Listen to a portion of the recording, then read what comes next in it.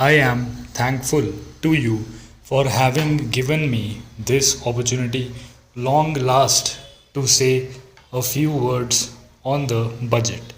Already much has been said, and I think the finance minister has come in for his share of congratulations as well as criticisms.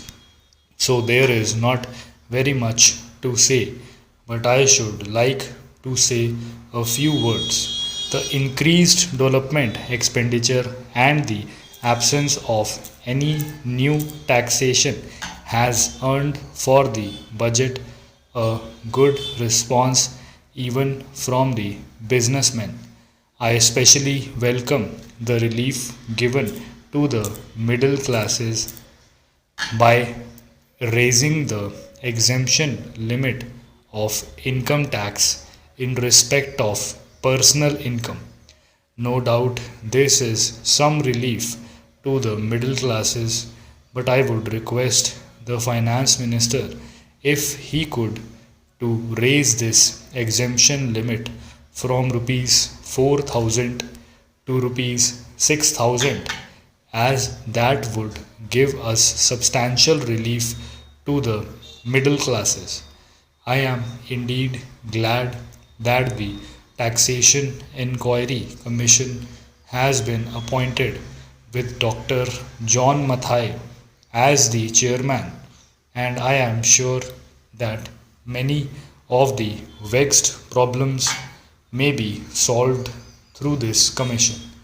At the same time, I would request the finance minister to put off the estate duty bill for the present, since this inquiry commission has been appointed and they may go into this question.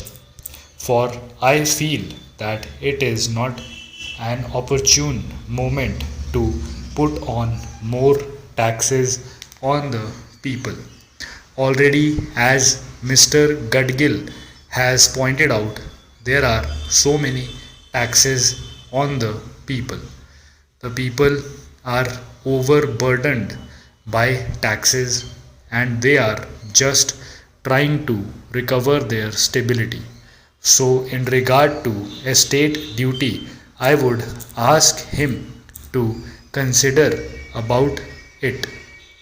My reason for asking it to be postponed is, as I have said, that the people are still facing economic distress, and then our government is not able to offer the amenities which other countries have, where the estate duty exists, such as free compulsory education for children, free medical aid, homes for the poor and the destitute, old age pension, etc. So, my humble suggestion is that this point may be considered by the Taxation Inquiry Commission. I agree that there is a brighter side of the picture, and that instead of continually harping on our poverty, we should also see the bright side. We are making encouraging progress towards laying the foundation of a welfare state. With the cooperation of all and the implementation of the 5-year plan, I am sure, sir, that we should be able to lay the foundations and fulfill the dreams of India. It is indeed encouraging to know from the finance minister that there is a tendency of lowering food prices all over the world, and in that case, the prices in our country too would be lowered. Regarding defense, for obvious security reasons, I do not agree with my friends who say that the expenditure should be curtailed. It is not advisable to take any undue risks and slacken the defense arrangements. Indeed, defense is one of our valuable assets, although strange to say, there seems to be adverse opinion in some quarters. I agree with what General Cariappa once said, that God and army are remembered only when there is trouble. The army consists of the most disciplined and loyal set of young men.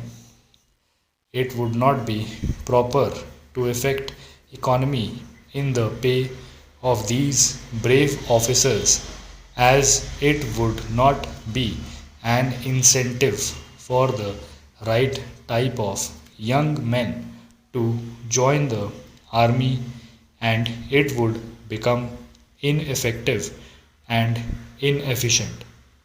I believe already officers who were drawing rupees 1400 as their pay are now getting only rupees 700 and about rupees 100 as allowance. That is what they are getting, about half of what they were getting before. It is hard for those officers on field duty to establish separate establishments for their families and for their children, and I would specially appeal to the finance minister to see that the family allowances may be restored to those officers who are on field duty. Economy in army could be effected in other ways. There is a scope for more efficient operation of defense industries, which process seems slow, and by purchase policy of utilizing goods and stores indigenously manufactured. Preference should be given to country made war materials such as could be produced here, and they would be cheaper than foreign made goods. I may also suggest that the armed forces who are not on field service or under any operational commitments could be utilized for giving military training to the youths in schools and colleges, which would teach discipline and loyalty. The university authorities should make military training as part of their compulsory education, just as they have adopted social, domestic, and political sciences. The National Cadet Corps is already inculcating military training in some universities such as Bombay and Calcutta.